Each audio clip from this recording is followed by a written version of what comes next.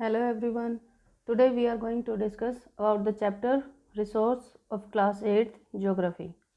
आज हम जिसके बारे में डिस्कशन करने वाले हैं वो चैप्टर रिसोर्सेज के बारे में है, क्लास 8 का ज्योग्राफी का चैप्टर। आइए देखते हैं इस चैप्टर में क्या है। एक बेसिक इंट्रोडक्शन हम इस वीडियो में डिस्कस करने वाले हैं। आप देख रहे हैं what is resource.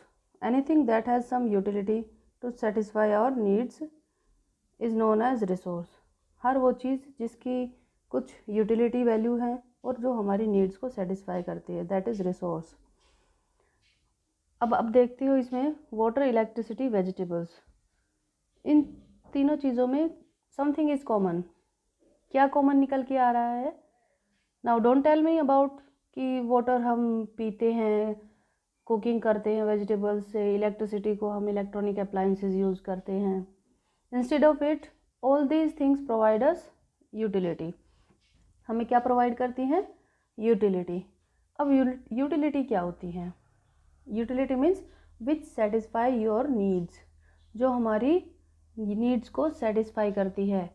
We need them, they satisfy our needs, we pay value for them. जो रिसोर्सेज होते हैं उनके लिए हम वैल्यू पे करते हैं, that is resource. Resource providers utility. जो रिसोर्सेज होते हैं वो हमें यूटिलिटी प्रोवाइड करते हैं। And all resources have some value. सभी रिसोर्सेज जो होते हैं उनकी एक वैल्यू होती है।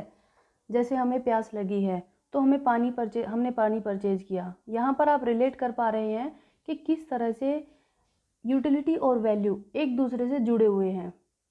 हर वो चीज़ जिसकी आपकी लाइफ में यूटिलिटी है, आप उसके लिए एक वैल्यू पे करेंगे। All the things which satisfy our needs and have utility and have some value also. The value, जो अब वैल्यू होती है वो क्या होती है? ये भी टू सेंसेस में होती है। जैसे हम एग्जाम्पल लेके चलते हैं, इकोनॉमिक एंड नॉन इकोनॉमिक। जैसे इकोनॉमिक जो वैल्यू होती है, फॉर एग्जांपल हम लैंड लेके चलते हैं। इकोनॉमिक वैल्यू, लैंड हम जब खरीदते हैं जिस पे हमें घर बनाना होता है, हम उसे खरीदने के बाद उसके पैसे देते हैं उसे परचेज करने के लिए, ताकि हम बाद में अपना घर बना सके। That have some economic value. जैसे गोल्ड है, हमने गोल्ड को परचेज किया और उसके बाद हम उसकी जो ऑर्नामेंट्स होते हैं, ज्वेलरी होती है, वो बनवा करके वो पहनते हैं। मीन्स वो हमारी यूटिलिटी होती है और वो हमारी वांट्स को सेटिस्फाई करती है, नीड्स को सेटिस्फाई करती है, और उसके लिए हम पे करते हैं।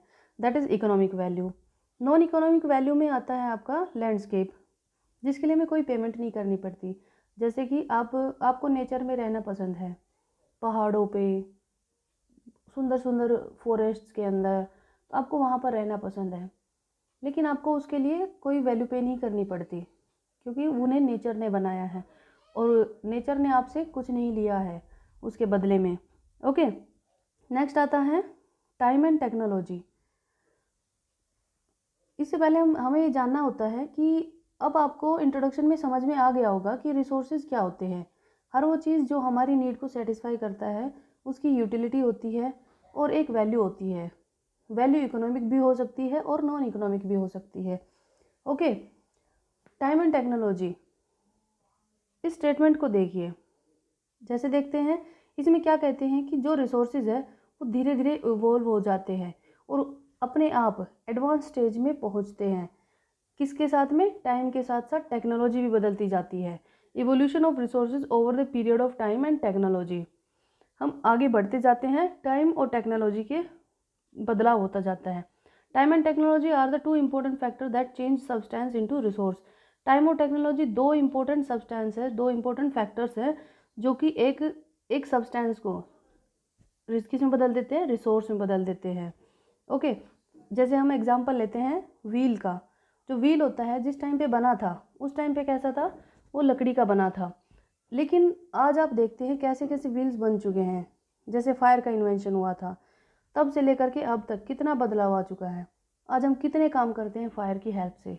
जैसे हमने देखा था कि किस तरह से अर्ली मैन ने व्हील का इन्वेंशन किया, जो एक रिसोर्स था। अब व्हील के इन्वेंशन के बाद किस तरह से धीरे धीरे over the period of time with the help of technology, means आपने टेक्नोलॉजी की हेल्प ली और आज के मॉडर्न ट्रांसपोर्टेशन वाली स्टेज में पहुंच गए हो।